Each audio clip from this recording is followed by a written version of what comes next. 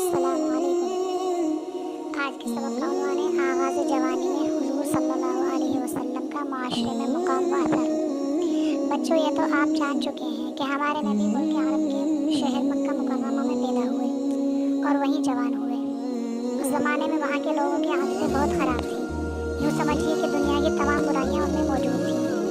जो बुराई को अच्छाई बल्कि अपना कमाल समझते थे। बुत परस्ती उनकी आदत थी। कत्ल गारत, लूट मार, शराब नोशी और जुआ खेलने में वो अपनी बड़ाई समझते थे। मगर इन तमाम बुराइयों का हुजूर सल्लल्लाहु अलैहि वसल्लम पर कुछ असर न हुआ और आपने अल्लाह ताला के फजल करम से ऐसे अच्छे और पाकीज़ा तरीक़े इख्तियार किए कि आपके दुश्मन भी आपकी तारीफ करने लगे। यहाँ तक कि आप सादिक और अमीन यानी सच्चे और अमानतदार मशहूर हो गए। अरबों के आपस में लड़ाई झगड़े मशहूर थे। मामूली बातों पर लड़ पड़ते थे।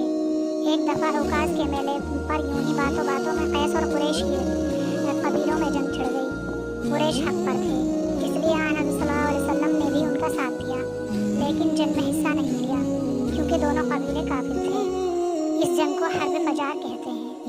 इस जंग से बहुत पहले अरबों में एक मुआहिदा हुआ जिसमें ये फैसला हुआ था कि हम जालिम का मुकाबला और मजलूम की मदद करेंगे और जुल्म सितम को मिटाकर रख देंगे। चुनांचे इसी मकसद के लिए हज़रत सल्लल्लाहु अलैहि वसल्लम के चचा ज़ुबैर ने अब्द बिन जुदहान के मकान पर सबको जमा करके कहा, मेरा ख्याल है कि मजलूम की हिमायत वाले पुराने मुआहदे को फिर से जिंदा किया जाए। सब लोगों ने इसकी तारीफ की और उस पर अहद व पैमान किया गया कि हम जालिम का मुकाबला और मजलूम की मदद करेंगे। इस मुआहदे में हज़रत सल्लल्लाहु अलैहि वसल्लम ने भी, जो उन दिनों कम सिन थे, शिरकत फरमाई। हल्फ मुआहदे को कहते हैं और फजूल फजल की जमा है।